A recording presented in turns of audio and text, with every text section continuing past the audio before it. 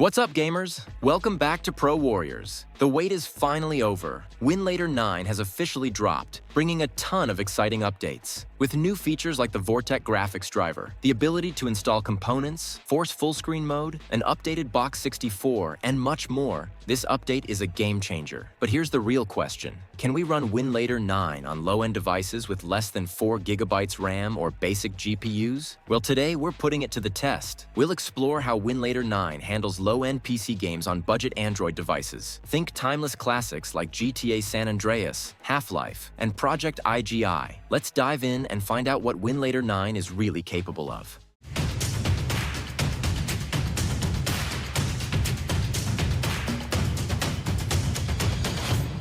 I'll start with the download and installation process so that new users can easily follow along and relate to it. To begin, head to the Winlator download page. Just search on Google, or you'll find the link in the description. On the GitHub page, scroll down until you can download Winlator. The latest version, Winlator 9, is about 190 megabytes in size. Since it's a small APK, it should take only 1 to 2 minutes to download. Once the download is complete, install the app. You might see a warning from Google Play Protect about the app being built with an older Android version, but rest assured, it's safe to install. After installation, launch the Winlator emulator. You'll first need to grant the app permission to access your phone storage. Unlike previous versions where we had to manually download the OBB file, Winlator 9 now automatically downloads it. This file contains all the necessary components to run the app and will take about 2 minutes to download, depending on your internet speed. Go to Settings. Set Preferred Input API to both for broader compatibility.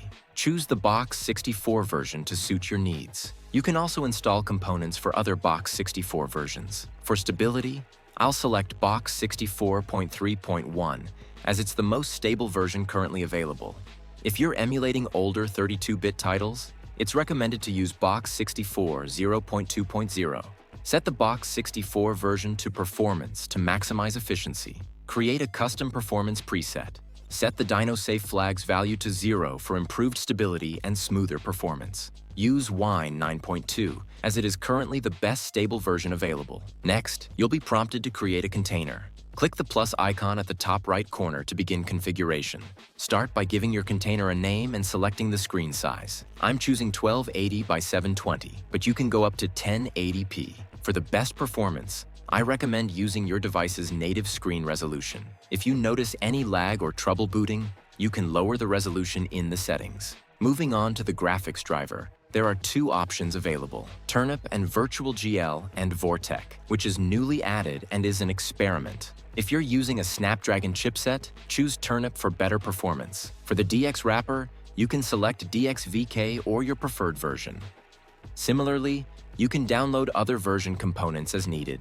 One of the big improvements in Winlator 9 is the resolution of audio latency issues. You can now adjust the volume as well as the latency to suit your preferences. Additionally, you can enable the FPS counter if you want to track your performance during gameplay.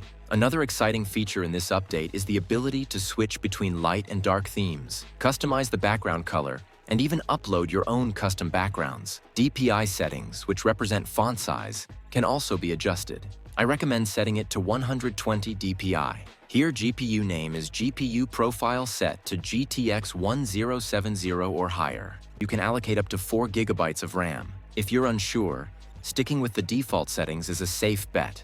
In the advanced settings, set the startup selection to Aggressive for better performance. Choose Windows version 7 for older titles, but Windows 10 is recommended for most cases. Enable all CPU cores for optimal performance and save the container settings. Once everything is configured, click the checkmark to create your container. You'll now see the container listed on the home screen. Before booting it, let's fine-tune the controls. Open the input settings by clicking the 3 lines in the top left corner. Winlator 9 comes with multiple control layouts, but my personal favorite is the template 12 buttons. The customization options are incredible. You can easily adjust the controls, add or remove buttons, resize or relocate them. While the default layout works great for most users, I like to add a trackpad for smoother navigation. Honestly, Winlator gets a solid 10 out of 10 for its unmatched control customization features. Now return to the home screen and tap the Run button. Congratulations! You've successfully booted Windows on your Android device using Winlator. Let's install a game in Winlator 9. Since I have a low-end, entry-level smartphone, I'd like to try games like Project IGI because it's a very popular and lightweight game. Go to the Drive D, then navigate to the setup.exe file, and double-click on it to begin the installation process. Now it's time to play. Double-click the executable file. For controls in Project IGI, you can easily download them from Winlator, as it provides dedicated controllers for specific games. For a smooth experience, ensure your device meets the basic requirements. At least 2 GB of RAM and a lower resolution setting. So enjoy playing PC games on your low-end Android device using Winlator 9.